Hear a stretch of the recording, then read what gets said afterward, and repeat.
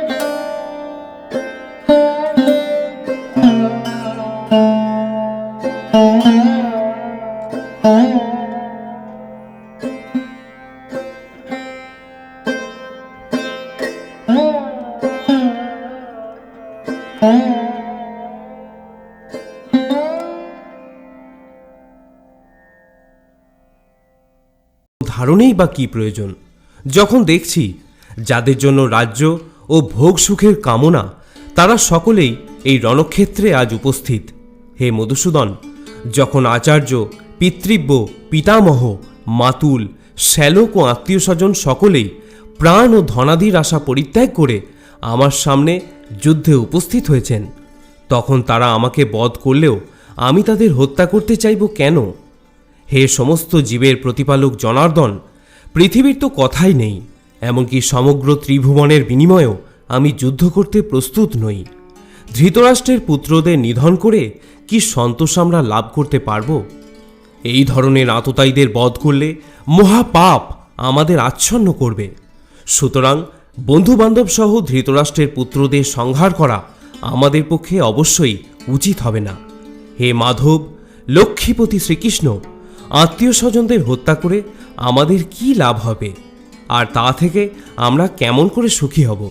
হে জনার্দন, যদিও এরা রাজ্য লোভে অভিভূত হয়ে কুলক্ষয়জনিত দোষ ও মিত্রদ্রোহ নিমিত্ত পাপ লক্ষ্য করছে না, কিন্তু আমরা কুলক্ষয়জনিত দোষ লক্ষ্য করেও এই পাপ কর্মে কেন প্রবৃত্ত হব? কুলক্ষয় হলে সনাতন কুলধর্ম বিনষ্ট হয়, এবং সেটা হলে সমগ্র বংশ অধর্মে অভিভূত হয়।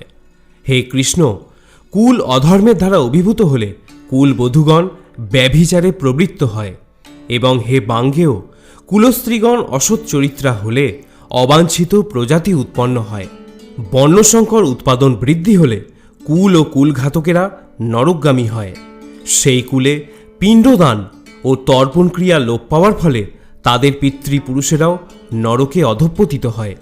যারা বংশের ঐতিহ্য নষ্ট করে এবং তার ফলে অবাঞ্ছিত সন্তানাদি সৃষ্টি করে, তাদের কুকর্মজনিত দোষের ফলে সর্বপ্রকার জাতীয় উন্নয়ন প্রকল্প এবং বংশের কল্যাণ ধর্ম উচ্ছন্নে যায়। হে জনার্দন, আমি পরম্পরাক্রমে শুনেছি যে যাদের কুলধর্ম বিনষ্ট হয়েছে তাদের নিয়ত নরকে বাস করতে হয়। হায়, কি আশ্চর্যের বিষয় যে আমরা রাজ্য সুখের লোভে স্বজনদের হত্যা করতে উদ্যত হয়ে মহাপাপ করতে সংকল্পবদ্ধ হয়েছি। প্রতিরোধ রহিত ও নিরস্ত্র অবস্থায় আমাকে যদি শস্ত্রধারী ধৃতরাষ্ট্রের পুত্রেরা যুদ্ধে হত্যাও করে, তাহলেও আমার পক্ষে অধিকতর মঙ্গলই হবে। সঞ্জয় বললেন, রণক্ষেত্রে এই কথা বলে অর্জুন তার ধনুর্বাণ ত্যাগ করে শোকে ভারাক্রান্ত চিত্তে রথের ওপরে উপবেশন করলেন। ইতি কুরুক্ষেত্রে রণাঙ্গনে সেনা পর্যবেক্ষণ বিষয়ক বিষাদযোগ নামক শ্রীমদ্ ভগবদ্গীতার প্রথম অধ্যায়ের ভক্তি বেদান্ত তাৎপর্য সমাপ্ত।